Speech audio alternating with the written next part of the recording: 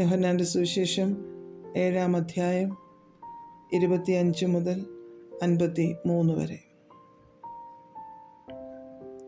യെരുശലേമ്യരിൽ ചിലർ, അവർ കൊല്ലുവാൻ അന്വേഷിക്കുന്നവൻ ഇവനല്ലയോ? അവൻ ധൈര്യത്തോടെ സംസാരിക്കുന്നുവല്ലോ. അവർ അവനോട് ഒന്നും പറയുന്നില്ല. ഇവൻ ക്രിസ്തുവാകുന്നു എന്ന് പ്രമാണികൾ യഥാർത്ഥമായി ഗ്രഹിച്ചുവോ? എങ്കിലും ഇവൻ എവിടെ നിന്ന് എന്ന് നാം അറിയുന്നു. ക്രിസ്തു വരുമ്പോഴോ അവൻ എവിടെ നിന്ന് എന്ന് ആരും അറിയുകയില്ല എന്ന് പറഞ്ഞു.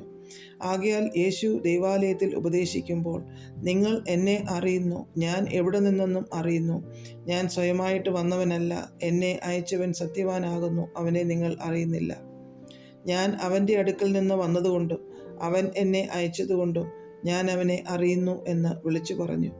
ആകയാൽ അവർ അവനെ പിടിപ്പാൻ അന്വേഷിച്ചു, എങ്കിലും അവൻ്റെ നാഴിക വന്നിട്ടില്ലായ്കയാൽ ആരും അവൻ്റെ മേൽ കൈവച്ചില്ല. പുരുഷാരത്തിൽ പലരും ക്രിസ്തു വരുമ്പോൾ ഇവൻ ചെയ്തതിൽ അധികം അടയാളം ചെയ്യുമോ എന്ന് പറഞ്ഞ് അവനിൽ വിശ്വസിച്ചു. പുരുഷാരം അവനെക്കുറിച്ച് ഇങ്ങനെ കുശുകുശുക്കുന്നു എന്ന് പരീശന്മാർ കേട്ടാറെ അവനെ പിടിക്കേണ്ടതിന് മഹാപുരോഹിതന്മാരും പരീശന്മാരും ചേവകരെ അയച്ചു. യേശുവോ, ഞാനിനി കുറേ നേരം നിങ്ങളോട് കൂടെയിരിക്കുന്നു, പിന്നെ എന്നെ അയച്ചവൻ്റെ അടുക്കൽ പോകുന്നു. നിങ്ങൾ എന്നെ അന്വേഷിക്കും, കണ്ടെത്തുകയില്ല താനും. ഞാൻ ഇരിക്കുന്നിടത്ത് നിങ്ങൾക്ക് വരുവാൻ കഴിയുകയുമില്ല എന്ന് പറഞ്ഞു. അത് കേട്ടിട്ട് യഹൂദന്മാർ, നാം കണ്ടെത്താതെ വണ്ണം ഇവൻ എവിടേക്ക് പോകുവാൻ ഭാവിക്കുന്നു? യവനന്മാരുടെ ഇടയിൽ ചിതറിപ്പാർക്കുന്നവരുടെ അടുക്കൽ പോയി യവനരെ ഉപദേശിപ്പാൻ ഭാവമോ? നിങ്ങൾ എന്നെ അന്വേഷിക്കും, എന്നെ കണ്ടെത്തുകയില്ല താനും. ഞാൻ ഇരിക്കുന്നിടത്ത് നിങ്ങൾക്ക് വരുവാൻ കഴിയുകയുമില്ല എന്ന് ഈ പറഞ്ഞ വാക്ക് എന്ത് എന്ന് തമ്മിൽ പറഞ്ഞു. ഉത്സവത്തിൻ്റെ മഹാദിനമായ ഒടുക്കത്തെ നാളിൽ യേശു നിന്നുകൊണ്ട്, ദാഹിക്കുന്നവനെല്ലാം എൻ്റെ അടുക്കൽ വന്നു കുടിക്കട്ടെ. എന്നിൽ വിശ്വസിക്കുന്നവൻ്റെ ഉള്ളിൽ നിന്ന് തിരുവെഴുത്ത് പറയുന്നത് പോലെ ജീവജലത്തിൻ്റെ നദികൾ ഒഴുകും എന്ന് വിളിച്ചു പറഞ്ഞു. അവൻ ഇത് തന്നിൽ വിശ്വസിക്കുന്നവർക്ക് ലഭിപ്പാനുള്ള ആത്മാവിനെക്കുറിച്ച് ആകുന്നു പറഞ്ഞത്. യേശു അന്ന് തേജസ്കരിക്കപ്പെട്ടില്ലായ്കയാൽ ആത്മാവ് വന്നിട്ടില്ലായിരുന്നു. പുരുഷാരത്തിൽ പലരും ആ വാക്ക് കേട്ടിട്ട്, ഇവൻ സാക്ഷാൽ ആ പ്രവാചകൻ ആകുന്നു എന്ന് പറഞ്ഞു.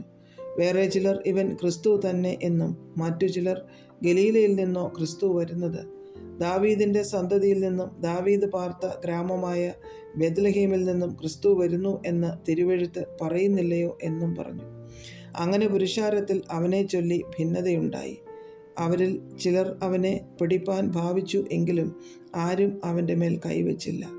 ചേവകർ മഹാപുരോഹിതന്മാരുടെയും പരീശന്മാരുടെയും അടുക്കൽ മടങ്ങി വന്നപ്പോൾ അവർ അവരോട്, നിങ്ങൾ അവനെ കൊണ്ടുവരാഞ്ഞത് എന്ത് എന്ന് ചോദിച്ചതിന്, ഈ മനുഷ്യൻ സംസാരിക്കുന്നത് പോലെ ആരും ഒരു നാളും സംസാരിച്ചിട്ടില്ല എന്ന് ചേവകർ ഉത്തരം പറഞ്ഞു. പരീശന്മാർ അവരോട്, നിങ്ങളും തെറ്റിപ്പോയോ?